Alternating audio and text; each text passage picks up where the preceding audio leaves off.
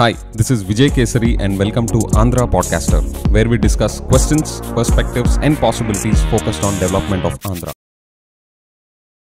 Friends, మన తిరుమల తిరుపతి దేవస్థానంలో తెలంగాణ వాళ్ళకి షేర్ కావాలని, మనకున్న లాంగ్ కోస్ట్ లైన్లో తెలంగాణ వాళ్ళకి షేర్ కావాలని, మన పోర్ట్స్లో తెలంగాణ వాళ్ళకి షేర్ కావాలని చెప్పేసి ఈ ఏపీ తెలంగాణ మధ్యన డిస్ప్యూట్ సెటిల్మెంట్లో భాగంగా తెలంగాణ గవర్నమెంట్ ముందుకు తీసుకొస్తుంది అని చెప్పేసి చాలా మీడియా హౌసెస్ ఈ ఇన్ఫర్మేషన్ మెయిన్ స్ట్రీమ్ పబ్లిక్ డొమైన్లోకి రిలీజ్ చేస్తున్నాయి. సో ఇది రియల్ న్యూసా ఫేక్ న్యూసా అనే దాని మీద నా పాయింట్ ఆఫ్ వ్యూ చెప్తాను. అండ్ ఆల్సో ఇది విన్న తర్వాత జరిగిన ఇన్సిడెంట్స్ మీద చూసి నాకు మొదలైన సీరియస్ కన్సర్న్ ఏంటో కూడా మీకు ఎక్స్ప్రెస్ చేస్తాను when it comes to our state development. Okay, so to begin with friends, అసలు తిరుమల తిరుపతి దేవస్థానంలో ఏ గవర్నమెంట్ అయినా వాటా అడగచ్చా? అలా అయితే మిగతా రాష్ట్రాల చీఫ్ మినిస్టర్స్ అందరూ కూడా, ఎస్పెషలీ బ్యాక్వర్డ్ స్టేట్స్లో ఉన్న చీఫ్ మినిస్టర్స్ వెళ్ళి అయోధ్య రామ మందిర్లో మాకు షేర్ కావాలి, ఇండియాలో ఉన్న డిఫరెంట్ మాస్క్స్లో మాకు షేర్ కావాలి, డిఫరెంట్ చర్చెస్లో మనకి షేర్ కావాలి, డిఫరెంట్ రిలీజియస్ ఇన్స్టిట్యూషన్స్లో నుంచి మాకు షేర్ కావాలి అని అడగడం వ్యాలిడేనా? Is that even technically a valid ask is my fundamental question.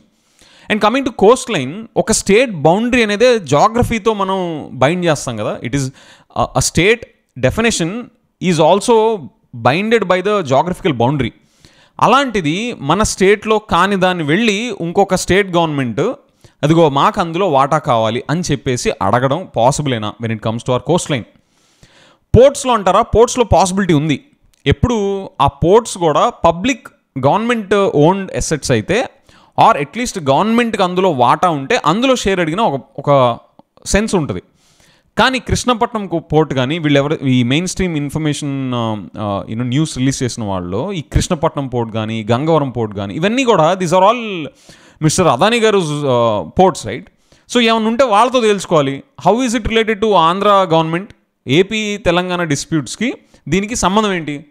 So there four నాకు అనిపించేది ఏంటంటే ఇది రియల్ న్యూస్ కాదేమో అని నా feeling.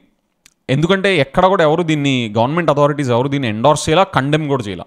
Okay, so there four ఇది ఫేక్ న్యూస్ అయ్యే ఛాన్సెస్ ఎక్కువ అనేది నా point of view. And friends, మనం ఇంకొంచెం జూమ్ అవుట్ చేసి చూస్తే నాకు అనిపించేది ఇంకోటి ఏంటి అంటే, ఇది ఏమన్నా మైండ్ గేమ్ నడుస్తుందా దీని వెనక?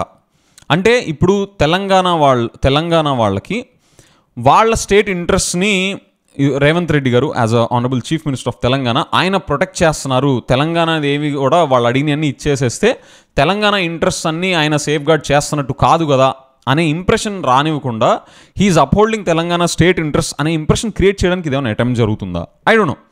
ఆర్ ఇదిగో టీడీపీ వాళ్ళు కూడా ఇదిగో మనం ఎంతో కష్టపడి అంత డిమాండింగ్గా ఉన్న స్టేట్ నుంచి కూడా మనం వెళ్ళి మన వాటా తెచ్చుకోగలిగాం అని చెప్పేసి మన సిబిఎన్ గారి స్టేచర్ని ఎలివేట్ చేయడానికి ఏమైనా అటెంప్ట్ జరుగుతుందా? I don't no. నాకు ఆ ఏరియాలో ఇలాంటి పొలిటికల్ స్టఫ్ రిలేటెడ్ మ్యాటర్స్లో నాకు అసలు ఏ కాంపిటెన్సీ లేదు. కానీ ఇలాంటిది మైండ్ గేమ్ ఏమైనా జరుగుతుందా అనేది యాజ్ అ డమ్మీ గై నాకు వచ్చిన థాట్.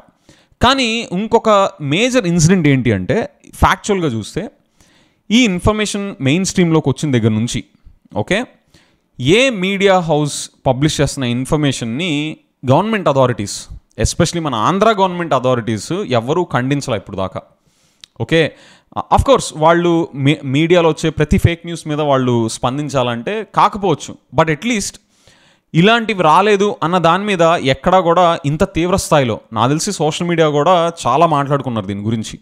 నేను కూడా హోల్డ్ చేశాను ఈ టాపిక్ని, నిన్న డిస్కస్ చేయకుండా ఒక 1-2 days హోల్డ్ చేద్దామని చెప్పి చూసి ఈరోజు చేస్తుంది. ఎందుకు అంటే ఎవరి నుంచైనా రెస్పాన్స్ ఏమైనా వస్తుందా అని చెప్పేసి.